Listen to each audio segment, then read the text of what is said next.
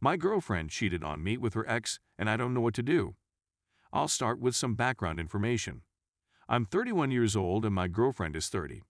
In July of 2019, we began conversing outside of Match.com. In late September, we became a couple for the first time. For a long period, everything was going swimmingly. I invited her to come in with me in February 2020, but she thought it was too soon, which I understood. We'd spend the majority of our evenings together anyhow, when our job schedules permitted. She works night shift as a nurse. She revealed immediately away that she had a man closest friend. I assured her I was all right with it, but I wondered if she ever saw anything there. No, she said. She says I never asked her this, but as someone with trust concerns, it's something I would have asked without hesitation. Nonetheless, a few months ago, I had a dream that we were at a party and it came to my attention that she had hooked up with someone I knew before we were together, but had never informed me. I knew it was only a dream, but I told her about it and asked if she ever hooked up with someone I knew, and she said no twice and that she would tell me that. We went on a date last week, and she stated at dinner that she and this buddy had a lot of H when they were younger, no S. This raised a red signal for me right away. I honestly didn't care that they used to H up. I cared that she lied to me about it many times. She said that one of her ex-boyfriends found out about it and told her not to speak to that friend again. That was the reason she didn't tell me. She didn't want to do without that pal. She said that the joking about had ceased some time ago and that they were now simply friends. That was something I thought she said. I conveyed my disappointment and said that I would never lie to her about anything like this. I've always mentioned she had 24-hour access to my phone if she had any questions. This is still true today. She said the same thing and stated that she had nothing further to conceal. I asked her if there was anything more that would irritate me so much that I needed to know about because I couldn't take any more of that anxiousness. She said that she had given it much consideration and that she had nothing further to say to me. We've arrived at yesterday night. We were okay and had a wonderful Mother's Day with my parents coming over for lunch.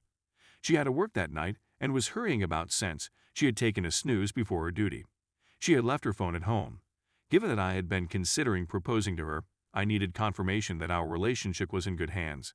I took out her phone, which is clearly not good. I simply assumed that if I didn't find anything, everything would be okay and I'd have no trouble proposing to her. I just paid attention to two things: her messages with this acquaintance, as well as her photographs. She only texted this person a few times each month, and nothing was involved. But there were a few things that bothered me. First, every text they exchanged before we began chatting in July 2019 was white, and her text history with him ended precisely there. He also referred to himself as her best buddy in quotation marks. That implies they're not what they seem to be. She says it's because they don't chat much, which they don't, but it simply seems out of character for people who used to have fun. Then there were the photographs. I had lately inquired as to why she had so many text snippets in her photos. She went through a few, each with a different cause, but stopped after a few. I was actually interested in what they were, so I looked. There were screenshots of text up from several of her exes in addition to the handful she mentioned. They seemed to be breakup messages, based on what I can tell, which is a bad idea to retain, but that isn't the point here. I had a nervous breakdown after seeing two photographs of messages from her most recent ex in front of me dated January 2020, 6 months after we began communicating, 4 months after we were formally a relationship. Both are the same dialogue, but they are too extensive to put on a single screenshot. He said that he was going somewhere enjoyable and did not want to invite her.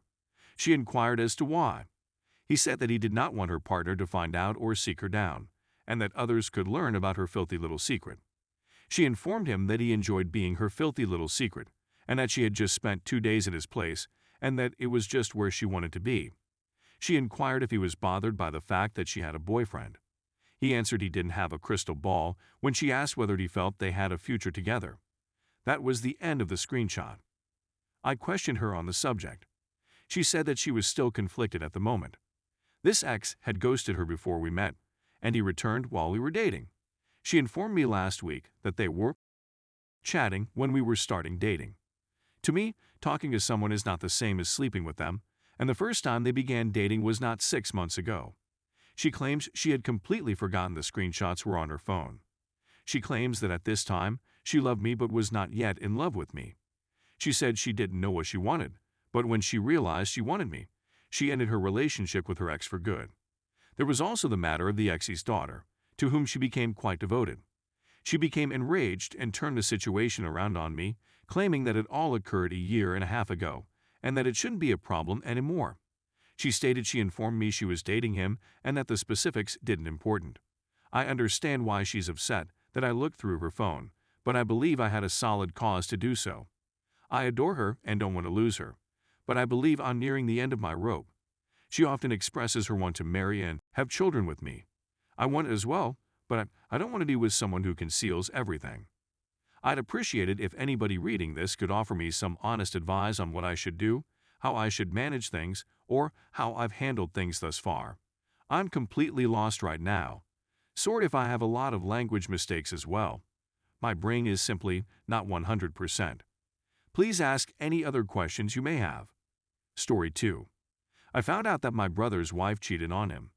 My brother eventually revealed all of the information he had gathered from her phone. They have a 3-year-old kid, my nephew's name. While my brother was working in another nation, he was arranging visas for his wife and children. During that time, 2 years ago, when she was going for her mother's house with my nephew, she departed early, informing my family of a different flight schedule. We discovered that she was seeing her boyfriend before her trip, and that they were likely traveling together since they live in the same town. We discovered images of her lover's scratched back and torso, as well as his picture on her phone.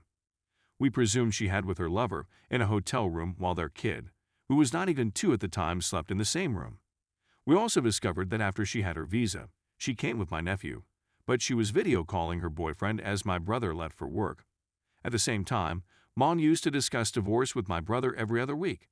When she persuaded my brother to let her return to her own country and beg for money, which he gave. She departed on a vacation with her boyfriend and my nephew, who was now 3, after visiting and staying with us for a bit. My brother, feeling something really wrong, decided to return as well.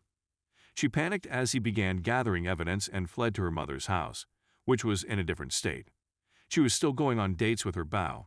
She went insane when my brother informed her family that she had cheated on him, denying the charges, putting her pals on the position, and forcing them to speak falsehoods. When my parents went to see their grandson, they observed how emaciated he had grown. They were received by her angry relatives, who scolded my parents and told them the worst things imaginable. When my brother discovered that she had not 1, but 2 affairs, one with someone close to her family, he informed her family. She went on and texted me about how we had stolen money from her, which we never did, as well as messages referring to the females in my family as WHM and other expletives and threatening to destroy our life. I discovered that she had repeatedly contacted and texted my mother.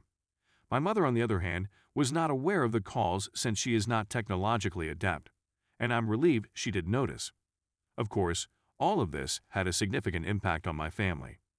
I could sense sadness in my brother's voice as he told us everything. My mother was taken aback since she had never been insulted in such a way before. My father was astounded as well, and became hostile in her comments towards her. However, we had to calm him down. It was also a major surprise to me. I had trusted her, I had assisted her when she had little arguments with my parents, and I had refused to believe my own mother when my brother's wife assaulted my mother's foot. When my father called the cops, I shielded her, but my mother decided to withdraw the complaint. I protected her since she was going through the immigration procedure and a police record would prevent her from traveling. After that occurrence, my parents did not trust me for a long time. But once she returned to her own family, I learned more about her deceptive behavior. My unfortunate brother had to return from a very well-paying job. My family is now attempting to understand the laws as well as how to cope with a dishonest, cheating, manipulative lady, and how I may get custody of my brother's kid. What hurts the most is not being duped. What the poor kid would have to go through is what saddens the most. He can't even talk correctly, much alone understand what's going on around him. The questions he will have to answer in the future. I really don't want him to be psychologically harmed, but I'm worried the damage has already been done.